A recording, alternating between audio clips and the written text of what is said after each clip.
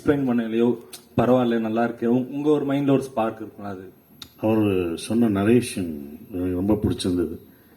ஆனால் அவங்க இன்னப்போ வரைக்கும் அதுக்கு வருத்தப்படுவாங்க. என்னென்னா அதை நான் கூர்ந்து கவனிச்சேன். என்னாலலாம் அப்படி நரேட் பண்ண முடியாது.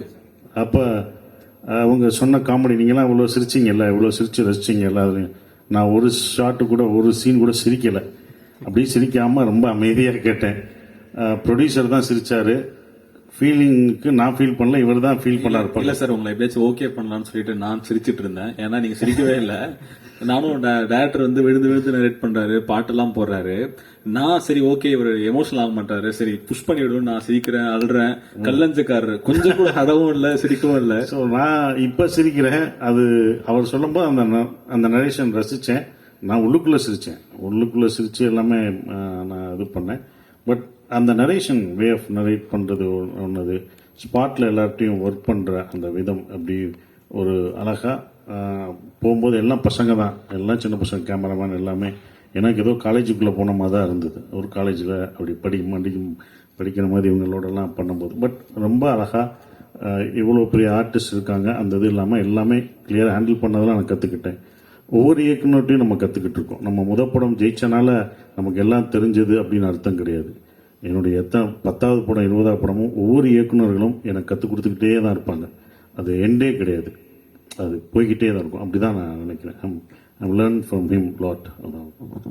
டேரக்டர் சார், ஆனால் இப்போ உள்ள ட்ரெண்டு வந்துட்டு இப்போ எடுக்கிற எல்லா படத்துலையும் ஒரு பழைய சாங், எல்லா பழைய சாங்கும் வச்சு நம்ம இப்ப எல்லாருக்கும் பிடிச்சிருக்கு, அதனால நம்ம பண்றோம். இதுல வச்சதுக்கான ரீசன் அதானா இல்ல ரைட்டிங்ல? இல்ல பழைய சாங் வைக்கணும்ன்ற மாதிரி வைக்கல. எனக்கு சிம்ரன் மேம் டான்ஸ் இருக்கு இல்லையா, அது மட்டும் ஓகே, அந்த ஸ்பேஸ் எனக்கு அமைச்சு கொடுத்துச்சு. ஏன்னா அது ஸ்கிரிப்ட்லயே இதுல எனக்கு மம்முட்டியான் அந்த சாங் பாத்தீங்கன்னா அது ஸ்கிரிப்டுக்குள்ளேயே வரும். ஸோ எனக்கு இவங்க 2 பேருக்கும் மாத்தி ஒரு டாம் அண்ட் ஜெர்ரி மாதிரி மாத்தி போயிட்டு இருக்கும். ஸோ அதுக்கு எனக்கு அந்த சாங் தேவைப்பட்டுச்சு, அது கதையாவே எனக்கு அது தேவைப்பட்டுச்சு. அண்ட் இப்போ நீங்க சிம்ரன் மேம் டான்ஸ் பார்த்திருப்பீங்க. அது வந்து எங்களுக்கு என்னன்னா ஆல்ரெடி அங்க பிளான், அங்க ஒரு ப்ரொபோசல் சீன் நாங்க பிளான் பண்ணியிருந்தோம். அங்க வந்து எல்லாருமே ஒன்னா இருக்காங்க, ஏரியால இருக்க எல்லாருமே ஒன்னா இருக்காங்கன்றத காமிக்க போறோம். அங்க பெர்ஃபார்மன்ஸ் ஆல்ரெடி ஸ்கிரிப்ட்ல வந்து அவங்க பெர்ஃபார்ம் பண்றாங்கன்னு இருந்துச்சு. ஸோ டான்ஸ் ஆடுறாங்க, ஜாலியா இருக்காங்க. ஸோ அது இருந்துச்சு. அப்போ அந்த இடத்த ஹைலைட் பண்றதுக்கு எங்களுக்கு வந்த ஒரு ஸ்பார்க் தான் அது. ஸோ அதை நாங்க யூஸ் பண்ணோம் அண்ட் இட் ஒர்க்ட். இன்னொரு கொஸ்டின், சீரியஸா எனக்கு இந்த படம் உண்மையிலேயே ரொம்ப பிடிச்சிருக்கு. நல்ல டச்சிங், நல்ல ஃபேமிலி ஸ்டோரி, நல்லா காமெடி, எல்லாமே. உங்க ரைட்டிங் ஸ்டைல் இதானா இல்ல இதுக்கடுத்து இன்னும் ஆக்ஷன் பிலிம் அந்த மாதிரி உங்க ரைட்டிங்ல எதுவும் இருக்கா? தெரியல, என்னோட ஃபில்ம் என்னன்னு எனக்கு நானும் கண்டுபிடிக்கலன்னு நினைக்கிறேன்.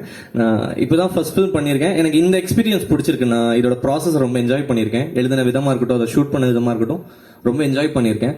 ஸோ ஃபியூச்சர்ல தான் தெரியும். திரும்ப அகைன் நான் அடுத்து எழுதும் போது தான் தெரியாது எனக்கு என்ன வருதுன்றதே எனக்கு அப்போதான் தெரியும்னு நினைக்கிறேன்.